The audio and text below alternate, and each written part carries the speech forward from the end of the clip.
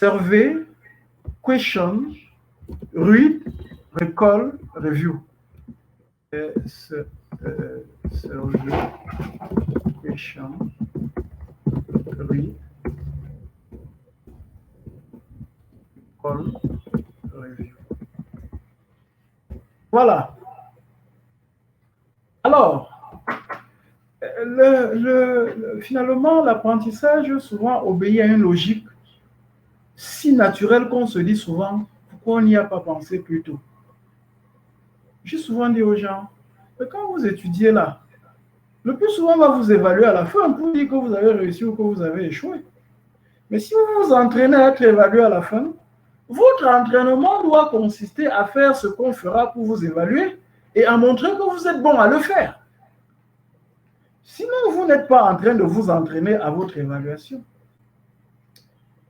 Revenons dans notre contexte. La démarche SQ3R se dit, si je veux apprendre quelque chose, je veux apprendre un cours, où j'aurai besoin de retenir, ou même de comprendre. Je commence par le survey. Vraiment, prenez cette habitude de commencer par le survey. C'est quoi le survey? C'est une lecture rapide. Une seule lecture, comme si je lisais même un roman. C'est-à-dire que je ne reviens pas sur ce que j'ai lu. Je lis de manière linéaire et complète. Imaginez par exemple que j'ai un chapitre que je vais lire. J'ai peut-être beaucoup de choses à retenir là-dedans, c'est 5 pages. D'accord. Ou même un document de 50 pages, ça ne change pas forcément grand-chose. Je lis une fois du début à la fin, sans revenir sur ma lecture. Je lis, c'est tout. Et quand j'ai fini, j'ai fait ma première lecture, ça s'appelle le survey.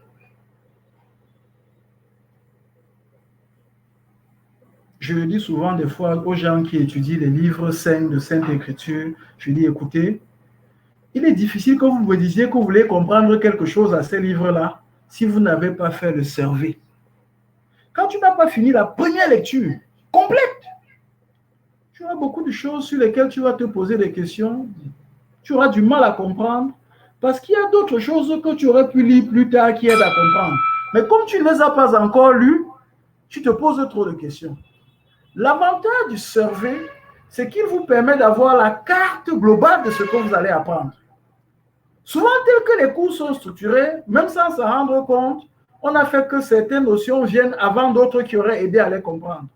On a fait que certaines notions ne soient pas faciles à comprendre quand on commence par elles. Vous faites un survey. Je passe.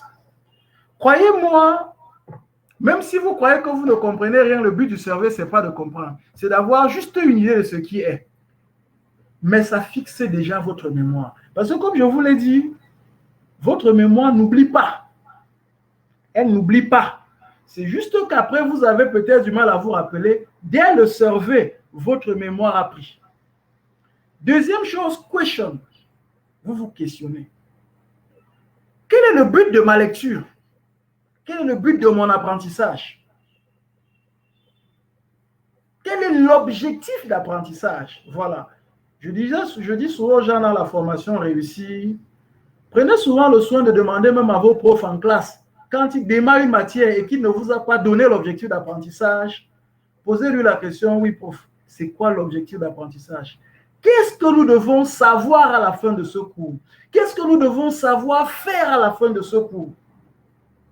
Si je ne posais les questions que de ces deux façons-là, qu'est-ce que nous devons savoir? Qu'est-ce que nous devons savoir faire? C'est le question. Je fais ça pourquoi? Je lis ça pourquoi?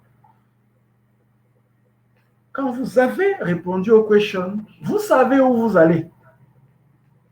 Vous engagez maintenant le read. C'est là maintenant que vous faites la lecture d'apprentissage. Elle est facilitée par le survey que vous avez fait. Et pendant le read, dans le cadre actif, vous pouvez identifier des mots-clés. Les mots-clés vont vous servir de structure. Vous n'aurez pas besoin de retenir tous les textes, mais les mots-clés servant de structure et de repère, vraiment, le cerveau est formidable, il est fantastique. Puisqu'il s'est associé, dès que vous lui donnez les structures et les repères, le reste se remplit. le remplissage se remet en place. Donc, vous faites un RUID.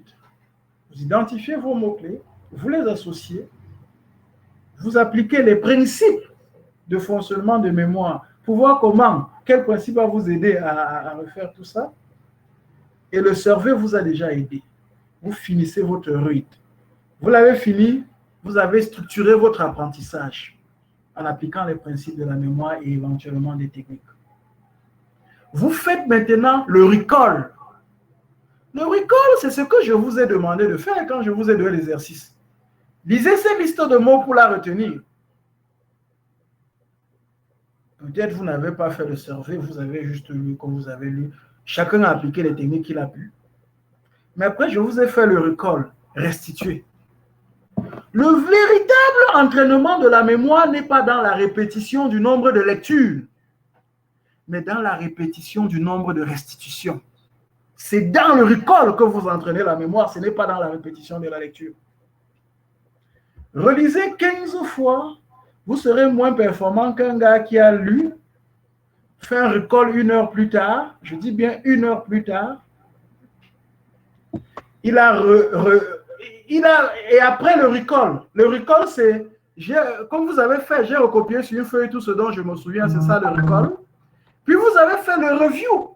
Le review, c'est que j'ai comparé mon recall à ce que j'avais, à ce que j'étais censé apprendre. J'ai comparé pour voir ce qui m'a manqué, pour voir là où il y a eu le trou. Croyez-moi, cette séquence est extrêmement efficace dans l'apprentissage, beaucoup plus efficace que des répétitions effrénées de lecture et de lecture et de lecture et de lecture.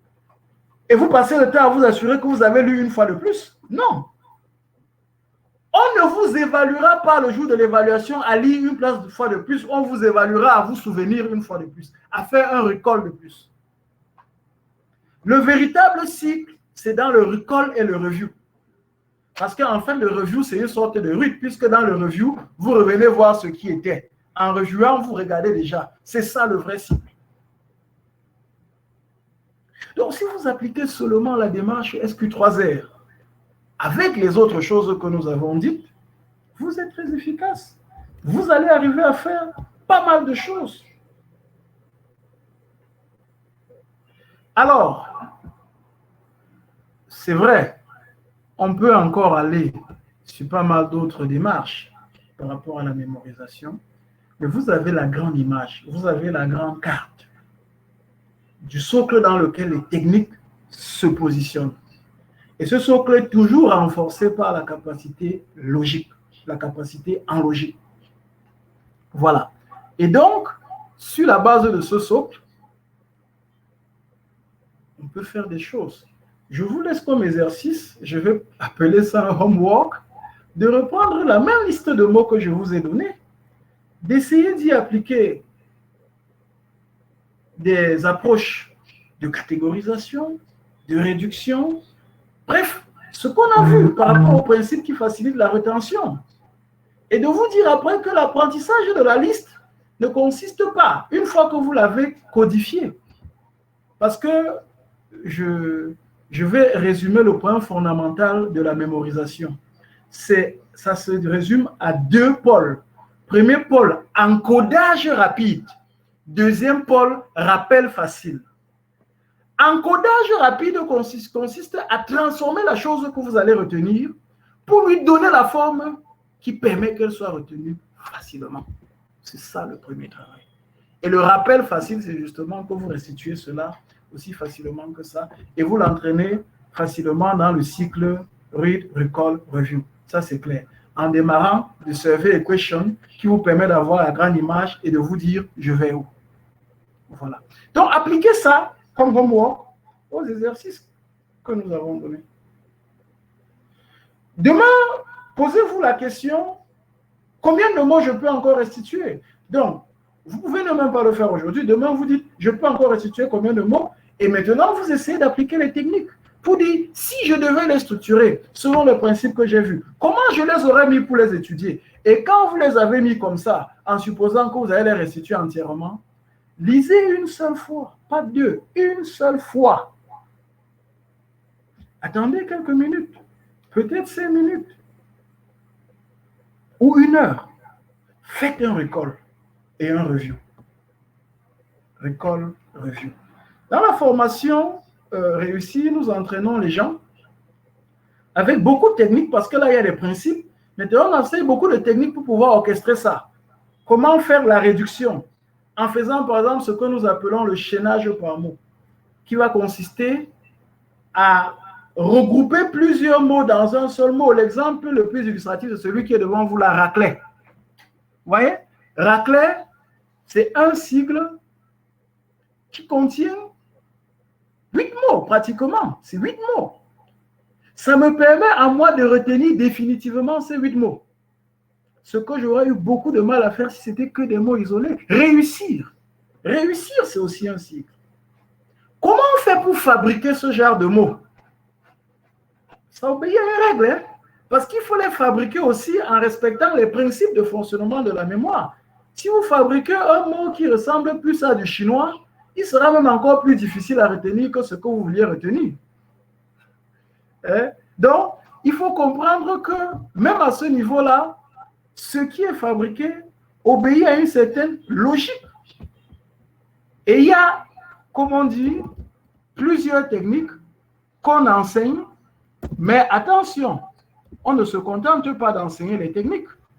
Il faut s'entraîner. Je vous ai dit que sans entraînement, vous n'arriverez à rien. Parce que l'entraînement transforme le corps. Comme quand vous faites l'entraînement physique, vous voyez comment les muscles se développent. L'entraînement transforme le corps. Et il y a des gens qui tout seuls ne peuvent pas efficacement s'entraîner. Et là, il faut le coach. Le coach qui vous aide à vous entraîner, à maîtriser l'application de chaque technique. Avec nos élèves, on a souvent vraiment des séquences d'entraînement où les gens vont étudier, ils vont faire le call de review et on note la progression des performances semaine par semaine. Les gens voient comment leur performance évolue. Quand vous n'avez pas cette autodiscipline, quand vous n'avez pas un feedback direct de ce que vous faites, ça peut être beaucoup plus difficile d'y arriver. Voilà. Comme je dis, il y a vraiment pas mal de techniques qui, une fois qu'elles sont maîtrisées, sont forcément, je dis bien forcément, efficaces.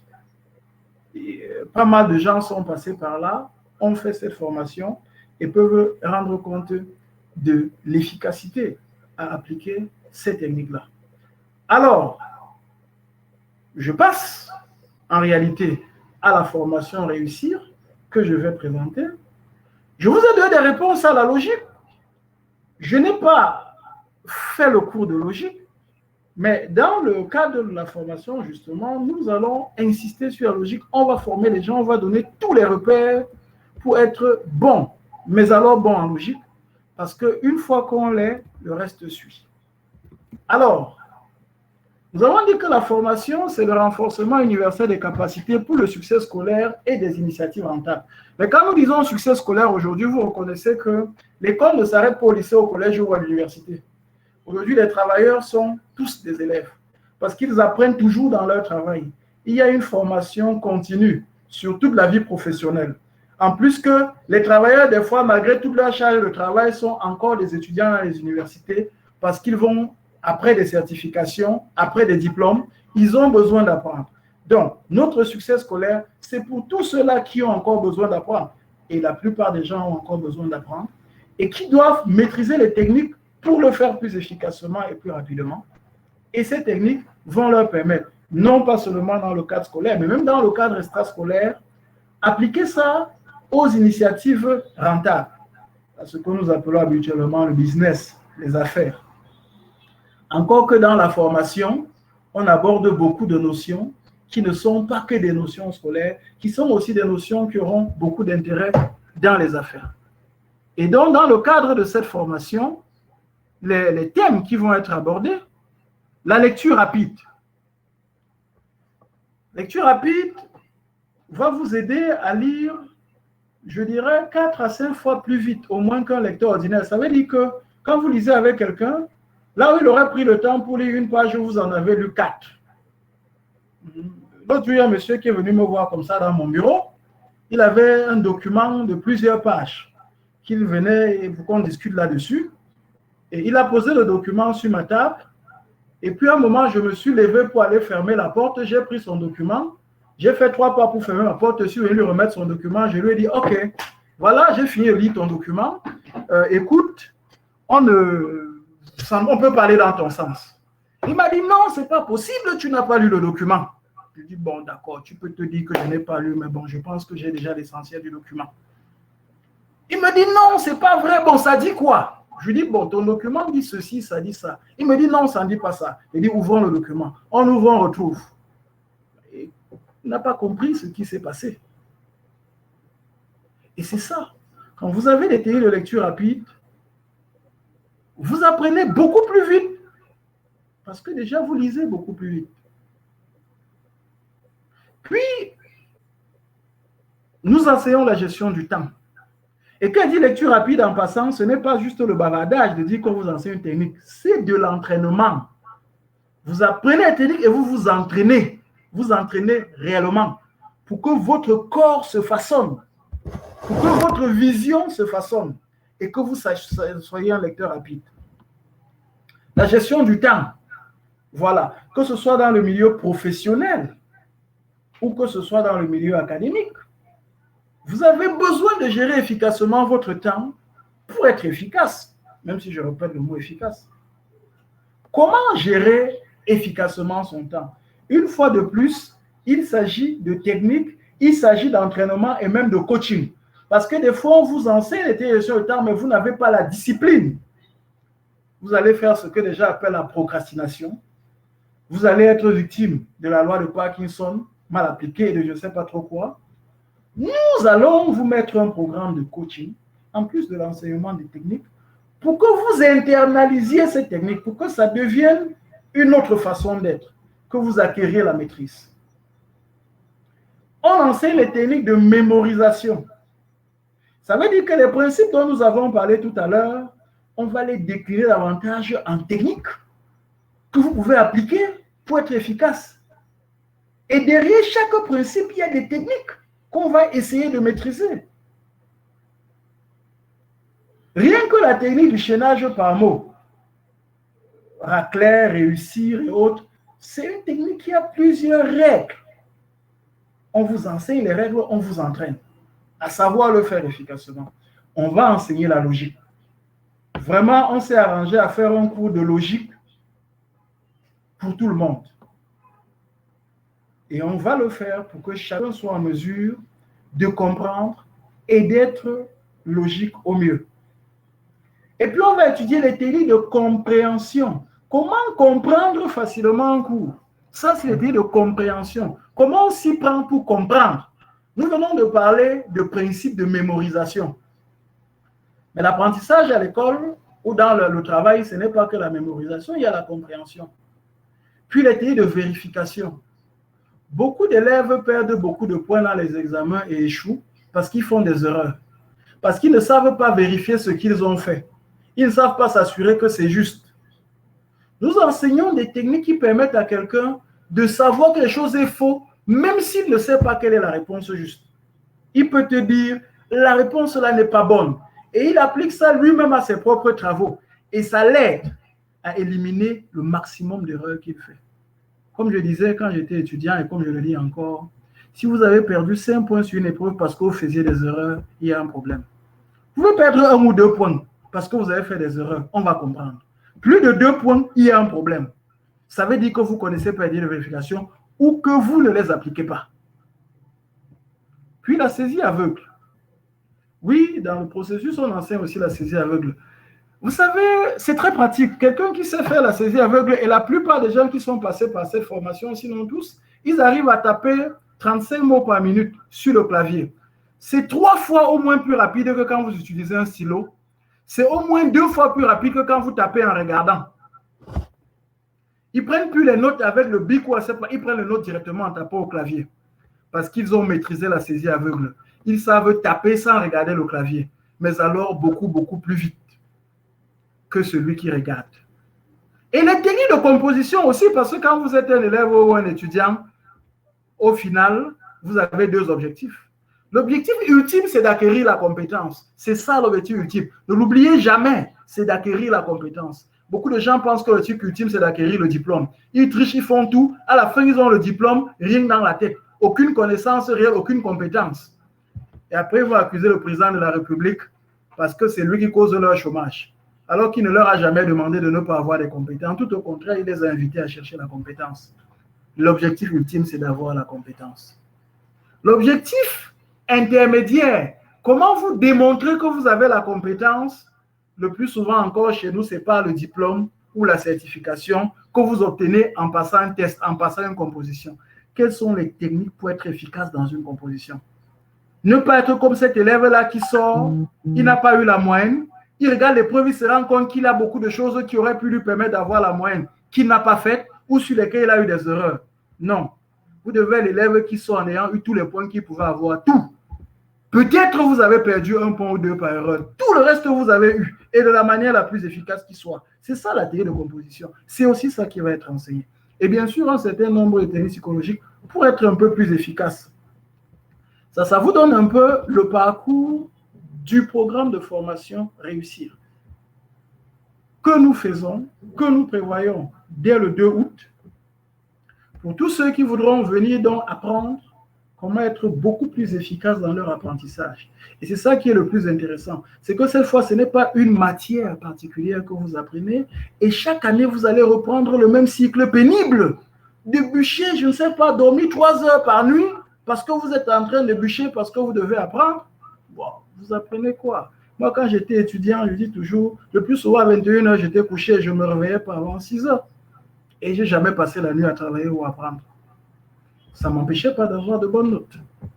Parce qu'à partir du moment où vous avez maîtrisé les techniques que vous appliquez, toutes les matières ont des éléments communs. Et c'est les mêmes principes de base. Vraiment les mêmes principes. Vous les appliquez tout simplement et ça roule. Et c'est de ça que nous allons parler. Prendre cette bonne base pour pouvoir aller partout.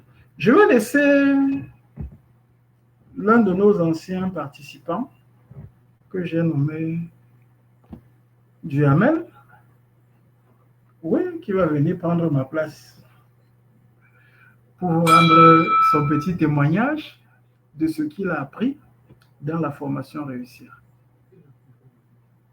Mais en attendant, si vous avez une ou deux questions, je vous écoute, je vous réponds. Le temps que Duhamel s'installe, il me rappelle qu'il y a une ou deux questions à laquelle je n'avais pas répondu. Je pense qu'il y avait la question sur le sommeil, à laquelle d'une certaine façon j'ai déjà répondu quand je parlais. Il y avait juste peut-être la question de l'asthmatique, de dire quel est le sport qu'on peut proposer aux patients asthmatiques. Bon, ça dépend du niveau. Parce que les sports que nous proposons, on travaille aussi avec des gens qui sont asthmatiques et en général, ça ne leur pose pas de problème. Maintenant, peut-être à un certain niveau d'asthme, ça peut poser problème. Moi, je recommanderais juste à celui qui prend les exercices de consulter son médecin si l'asthme pour lui est déjà un problème très, très avancé, pour que son médecin lui confirme qu'il peut faire ces exercices sans danger. Mais je peux aussi vous dire que le sous-ensemble d'exercices que vous pouvez faire sans danger vous aide d'ailleurs à combattre votre asthme. Ça vous aide à revenir davantage à la normale. Donc, ça, c'est surtout ce que je peux dire. Et je pense que c'était peut-être l'unique question à laquelle je n'avais pas répondu et à laquelle je n'ai pas répondu dans l'exposé. S'il y a quelqu'un qui pense qu'il y a une question que je n'ai pas répondu, il va dire. Moi, je vais donc déjà laisser Duhamel vous faire rapidement son petit retour de l'apprentissage avant de répondre à l'autre question qui a été posée. Voilà.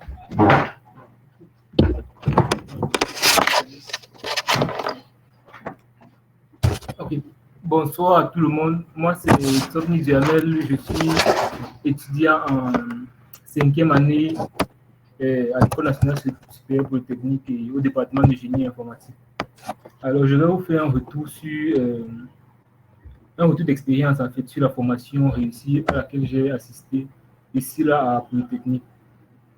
Comme le docteur Mokob l'a si bien dit, à la formation réussie, il y a plusieurs modules.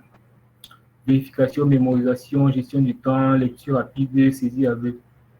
J'aimerais vous dire que cette formation m'a été très bénéfique. Je l'ai faite au niveau 2, donc à mon entrée, pendant les vacances du niveau 1, donc je vais dire au niveau 2. Et je vous assure, ça m'a vraiment beaucoup aidé au niveau 2 et jusqu'à maintenant, en fait. Concernant la mémorisation, en fait, c'était maintenant facile, en fait, de retenir les cours qu'on voit à Polytechnique, en fait, des matières un peu compliquées. C'était facile de vérifier, en fait, quand il vous a dit que quand vous faites le cours de mémorisation, ça, en fait, vous pouvez savoir que, vu qu'à l'école Polytechnique, on fait les QCM, vous pouvez savoir, en fait, qu'une réponse est fausse, même si vous ne connaissez pas la bonne réponse. Donc, avec les techniques de vérification, en fait, on vous apprend plusieurs astuces qui vous permettent de mieux réussir à l'école. Aussi, la compréhension, ça vous aide à comprendre beaucoup les textes qu'on a à l'école et même aussi dans vos projets personnels. Aussi, concernant la lecture rapide, ça m'a vraiment beaucoup aidé. Il y a des logiciels qu'on donne aux apprenants qu'ils intègrent, en fait, qu'ils installent dans leur machine et qu'ils peuvent utiliser n'importe où. Donc, ils peuvent même mettre leur support de cours à l'intérieur et ils passent au logiciel de lecture rapide, ça les entraîne et ils deviennent un peu rapides. C'est-à-dire, même en classe avec mes camarades, quand on met une page, peut-être une page du document qu'il faut lire, quand ils sont encore peut-être au deuxième paragraphe, s'il y a 6 paragraphes sur une page, quand ils sont encore au deuxième paragraphe, généralement, moi, j'ai terminé, en fait. Et ils n'arrivent pas à comprendre. Bon, je ne vais pas leur dire, je ne vais pas les frustrer, en fait, je les attends juste. Donc, en fait, les techniques qu'on nous a appris, en fait, à la formation réussie sont très bénéfiques. Et quand je dis même qu'on nous a appris, c'est juste par modestie, parce que je suis déjà formateur, en fait, depuis ma deuxième année. Donc, dès que j'ai fait la formation au niveau 2, je suis devenu formateur par la suite, parce que j'ai bien assimilé, en fait, les notions qu'on a prises là et j'ai pu transmettre ça déjà à 2 promotions, à 2 vagues de participants. Et aussi, comme dernier avantage, je vais dire, comme dernier bénéfice que j'ai eu de la formation réussie, c'est l'acquisition des techniques de saisie aveugle. C'est-à-dire, je suis en 4e année au génie informatique et j'utilise beaucoup l'outil informatique, c'est-à-dire mon ordinateur. Et je vais vous dire que depuis le niveau 3, je n'avais plus de cahier, en fait. J'avais juste un cahier pour faire les TD, les exercices. Je n'avais plus de cahier de cours parce que je saisissais, en fait, mes cours dans la machine. Donc, j'ai pu acheter de cahiers de cours. Tous mes cours, en fait, c'était les cours numériques. Quand le professeur parle en classe, je saisis directement. Bon, quand il y a les schémas, il faut dessiner. J'utilise les outils de la machine pour dessiner. Donc, je n'avais plus de cahier. Je n'avais plus de cahier à proprement parler. Parce qu'on nous a appris, en fait, les techniques de saisie aveugle. C'est-à-dire, tu prends ta machine, quand quelqu'un parle, tu peux directement écrire ce qu'il dit. Et à présent, ma vitesse, en fait, c'est un entraînement qui se fait constamment. Parce que si tu ne t'entraînes pas constamment, tu ne pourras pas vraiment acquérir cette faculté-là. Et comme le docteur Mokob l'a dit tout à l'heure, si en fait, pour acquérir une compétence, il faut continuellement s'entraîner. Si tu ne t'entraînes pas, tu ne peux pas l'apprendre, en fait. Donc, actuellement, je suis déjà à 60 mots par minute. Je peux saisir 60 mots en 1 minute. Et vous pouvez aussi le faire si vous vous entraînez constamment avec un bon coaching et une bonne persévérance. Donc, je vous conseillerais beaucoup vivement cette formation et vous serez très bénéfique, pas juste pour les étudiants, mais aussi pour toutes personnes, en fait, même les travailleurs.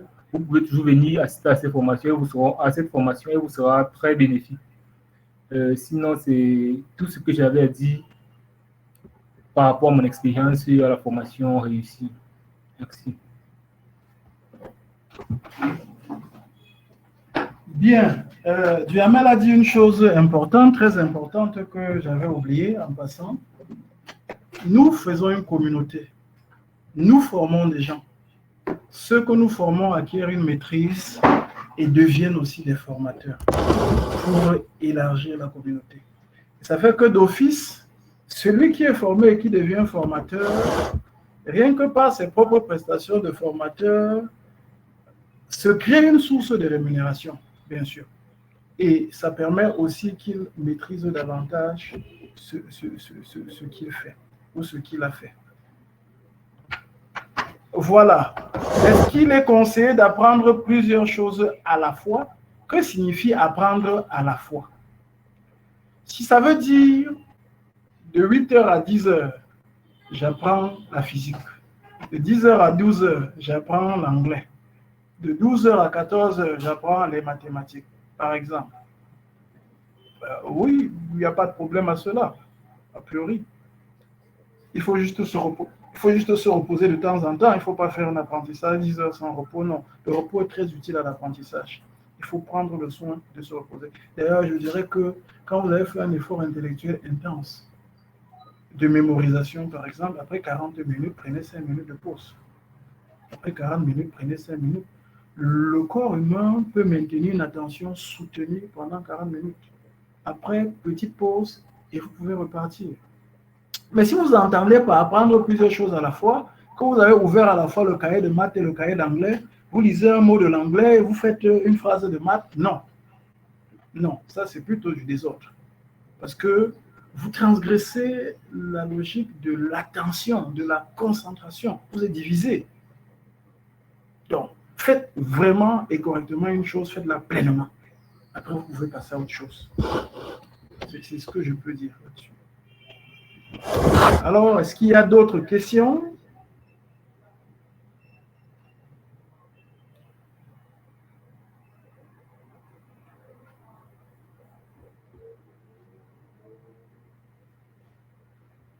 S'il y a d'autres questions, nous vous écoutons.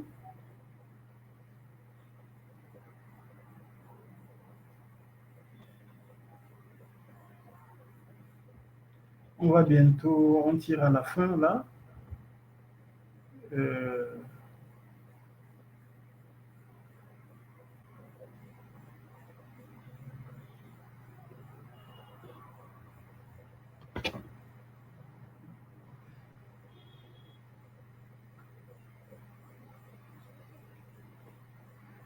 Alors, les modalités et les durées de formation.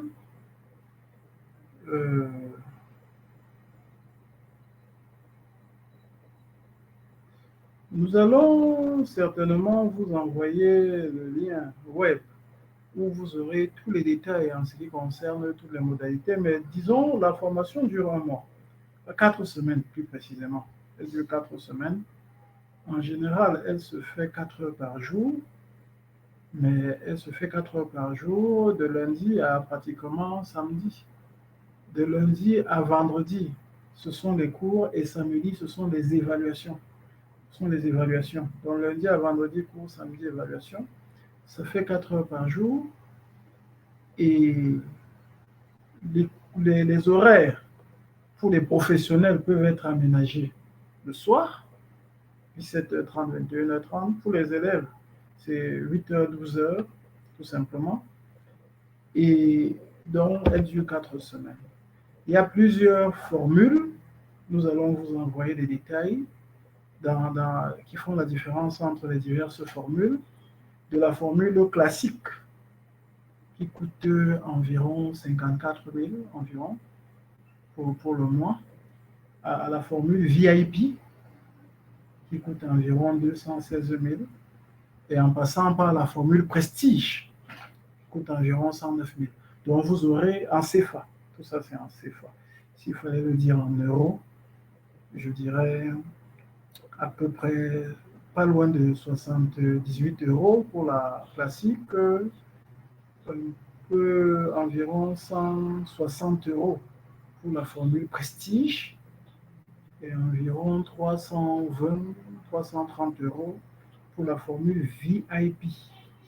Et vous aurez les détails qui font de ces diverses formules et toutes les différences en fait qu'il y a entre elles. Voilà. En général, nous prenons en formation des gens qui ont plus de 8 ans. Plus de 8 ans.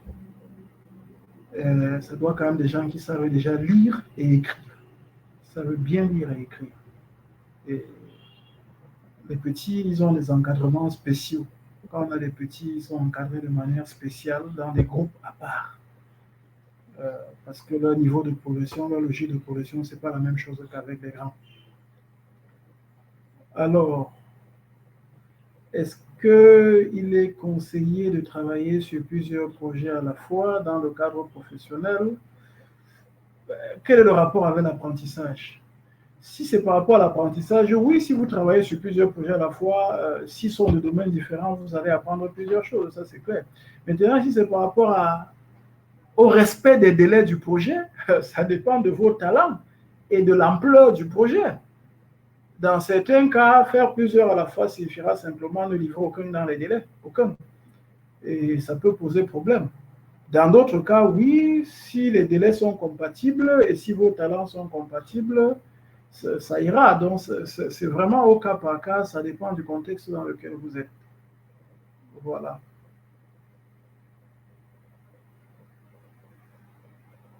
Ça dépend du contexte.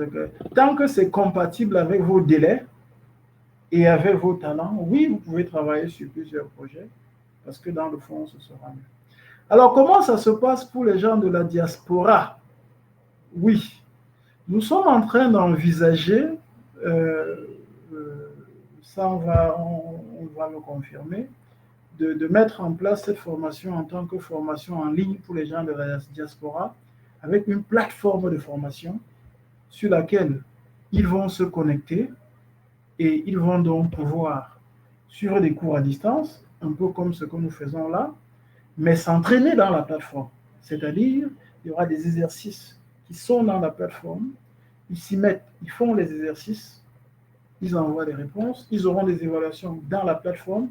Il y aura quelques entraînements hors plateforme, oui, mais ce qui est prévu effectivement, c'est que les gens puissent s'inscrire et se former à distance. Nous allons planifier ces sessions et nous pourrons donc informer le moment venu toutes les personnes de la diaspora qui, à ce moment-là, pourront avoir accès à ces formations à travers ces sessions en ligne via une plateforme qui permet effectivement de les entraîner et de suivre leur progression.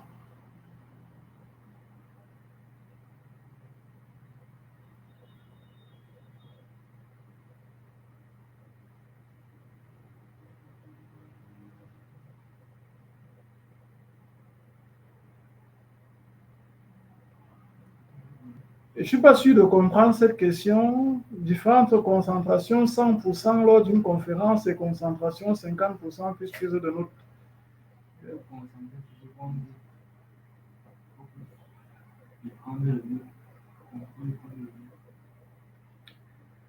Je pense que la meilleure solution, en fait, n'est ni l'une ni l'autre. Il faut être concentré à 100%.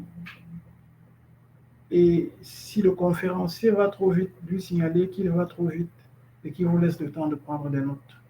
C'est ça la bonne formule. C'est vraiment ça la bonne formule. Se donner la possibilité de prendre des notes, signaler au conférencier, s'il va trop vite et que vous ne pouvez pas prendre des notes, ça c'est la bonne formule. Et être concentré pendant que le conférencier parle. Des fois, l'avantage, c'est que pendant que le conférencier reprend certaines explications que vous avez déjà comprises, ça va vous aider. Non, la prise de notes ne diminue pas la concentration lorsque justement le débit, le rythme de progression du conférencier est compatible avec votre prise de notes.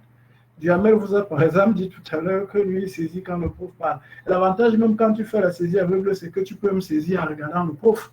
Donc tu restes un peu focus sur le prof. Si tu regardes ni le clavier, ni vraiment l'écran, tu peux regarder l'écran pour vérifier ce que tu as saisi. Donc tu peux le faire en regardant vraiment à côté, en suivant le prof. Bon, maintenant, si tu n'es pas dans le cadre de la saisie aveugle, il faut bien se dire, la prise de notes pour certains même améliore la concentration parce qu'il y a des gens qui ont cette qualité d'être moteurs. Ils ont besoin en même temps de prendre les notes pour comprendre. Chez d'autres, ça peut diminuer. disons, ça va diminuer l'attention, pas la concentration, l'attention au locuteur. Et c'est pour ça que je dis, demandez au conférencier d'attendre que vous preniez votre note. Demandez qu'il n'aille pas trop vite. Profitez des questions que certaines personnes posent. Lorsqu'on reprend des explications, ça vous permet d'aller. Voilà, je pense que nous avons fait le tour. Vous avez une meilleure idée de ce que nous avons dans la formation Réussir. Vous avez déjà quelques principes très intéressants, ça je peux vous le dire, que vous pouvez appliquer, que vous pouvez essayer d'appliquer et commencer à avoir des résultats. Maintenant, si vous voulez aller jusqu'au bout, vous ou vos proches, parce que comme je dis toujours, ça ne sert à rien d'aller dire à quelqu'un pourquoi tu as échoué, mais vraiment pourquoi ci, pourquoi ça, vraiment je te souhaite beaucoup de succès, alors que vous savez comment il peut arriver au succès et que vous ne faites absolument rien pour l'aider, ne serait-ce que lui donner l'information. Oui, il faut donner l'information à vos proches. Dites aux gens, il y a des programmes comme celui-ci qui vont les entraîner, qui vont les former pour qu'ils atteignent le haut niveau de succès.